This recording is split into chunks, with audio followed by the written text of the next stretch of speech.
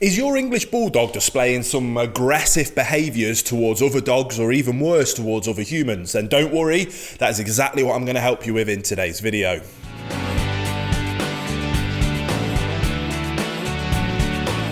Welcome back to the Fenrir English Bulldog Show. If you are new here, my name's Will. I'm a canine behaviourist and I'm the founder and CEO here at FenrirCanineLeaders.com.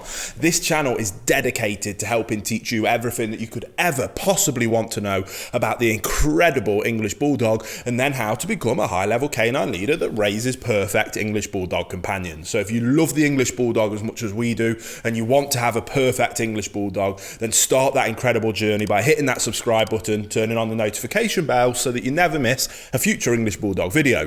But we're going to dive straight into today's video, and I've been going through some of my emails and I got one that jumped out to me, and it's about an owner of a 6-month-old English Bulldog and they're concerned about some of the aggressive behaviours that it's starting to show. It's becoming very reactive towards other dogs. It's barking and she thinks it's really aggressive. They're lunging towards other dogs on walks.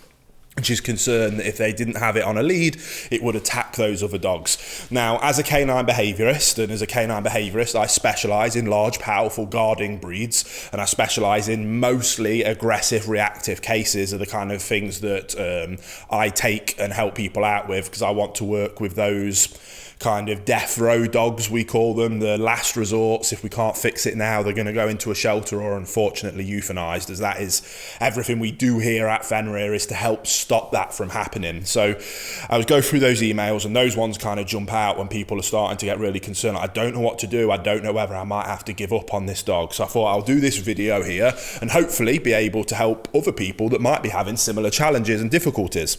Sorry to quickly interrupt the video, guys, but I've just got to let you know that today's video is brought to you by our very own boot camp protocol. As a canine behaviourist, I've helped thousands of people be able to restructure their relationships with their dog, how to become a high-level canine leader that can then address any behaviour difficulties themselves to get to that point of having a perfect canine companion. So if you want my help with addressing any difficult behaviours you might be having with your dog, a link to our boot camp programme is down in the description box below. So you can go check it out. There's tons of testimonials on the website.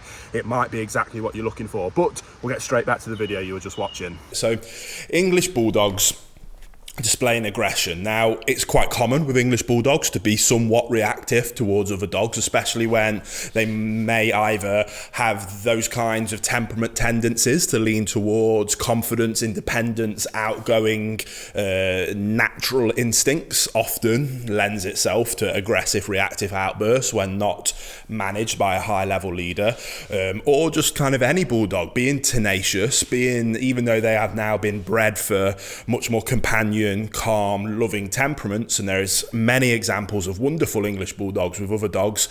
They do have those blood sport histories in their origins, and that is still buried there deep. And if you don't offer them fantastic socialization and incredible levels of leadership and structure and routine and boundaries, it's not uncommon for them to develop some of these behaviors. What that doesn't mean is that you have to live with those behaviors forever, and that's what I'm going to help you with today. Now, if I was working one-to-one with a case like this, the first thing we need to do is address, is it actually aggression, or is it just kind of maybe sometimes it's just a very playful, it's a dog that wants to play and it doesn't understand how to initiate play nicely, and it's being very vocal and it's coming across as aggressive, and it isn't anything to worry about. Now, we're not going to focus on that situation today, because that's much less of a concern. What we're going to focus on is those cases where reactivity really is starting to kick in and those aggressive tendencies are starting to kick in. So if I'd come in and we'd address that was the case, okay, this is a reactive English Bulldog, this is on the edge of turning into aggression, even if it's stemming from anxiety or fear or a lack of structure and routine, this needs to be addressed and we need to manage it. So I would take a kind of a two-stage approach. The first thing I would do is address what we consider the root cause of problems like that, and that is a lack of communication and a lack of relationship between the owner and the dog. And we need to address that by helping the owner become a high-level canine leader that can then restructure that relationship with their dog over time. These things don't happen instantly. We restructure that relationship and we allow the dog to understand, oh, they're in charge, I can relax, I need to look up to them for guidance and direction. They make the decisions in all situations, whether that's when we're chilling at home or whether that's when we're out on a walk and we see another dog. It might freak me out a little bit, and maybe I've got used to reacting, but I need to listen to what the boss says. So we restructure that relationship, and we go through our boot camp program to be able to achieve that. Now, we do have an online version of that, so if you are interested, you can go down into the link in the description box below. You can go and check out some testimonials and more information about how you guys can follow along with that at home.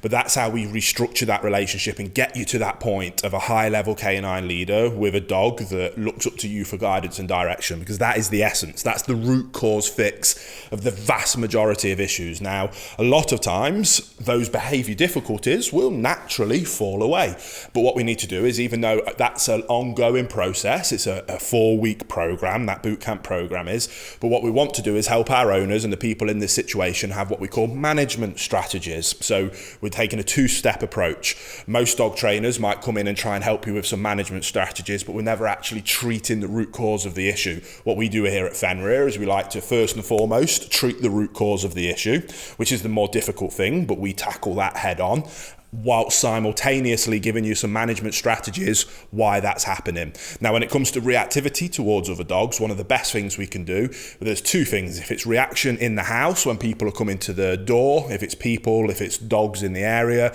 teaching an excellent place command can be fantastic. If it's out on a walk, then we must restructure the way we walk and have a dog that walks nicely to heel on a loose lead, that are looking up to us for guidance and direction, because we're head up, chest out, we're in control of that walk. We're moving forward and you're following me. I'm not following you and allowing you to make and dictate what's happening here, because then when we meet that other dog, reaction happens, they're making decisions for themselves, they're not looking up to you for guidance and direction, and then we devolve straight back into these problem behaviors. So during that boot camp protocol, there's lots of room in there for obedience work. Depending on what behavior difficulty my clients might be working on, we might focus on different areas of obedience. For reactivity, especially reactivity on lead, one of the best things we can do is have an excellent, really rock solid heel. So for the majority of those obedience sessions in that first initial consultation and then ongoing throughout the boot camp, we would be working on getting an excellent heel, so that we've got a nice loose lead. If that reactivity starts to happen, we can address it quickly with a correct, redirect, reinforce mentality. Ideally, we want to do that with a verbal correction. If the verbal correction doesn't work and we are in fear of that dog causing harm to themselves, harm to somebody else, or harm to the property and environment around them, we might then find it required to utilize a physical correction, but we're ideally going to use a verbal correction with a stern snap their attention away from the reactivity. We might have to go, if that's ignored, a physical correction with a quick pop on the collar to let them know, snap out of it. We're not in a tug of war, just a quick snap. We just want to get that attention broke. It's just about breaking that attention and getting them back to looking up to us for guidance and direction. When we get that attention, brilliant. Now we're back into the realms of positivity. Then we're going to utilize our heel that we've been working on. We bring them back into heel. Then we go back into praise and rewarding that lovely walk into heel, looking up to us for guidance and direction, following our rules and expectations. If you do that, then amazing positive things are going to happen. But in certain cases, when that reaction happens, we need to just be able to snap them out of it. And oftentimes, luring them away with a piece of food when that reactivity happens, they're just simply not interested in the food anymore. So that's where we'll start with correct, verbal correction, if not physical correction. Then we go to redirecting them into a nice heel that we've been working on as part of this boot camp protocol while we're addressing the root cause.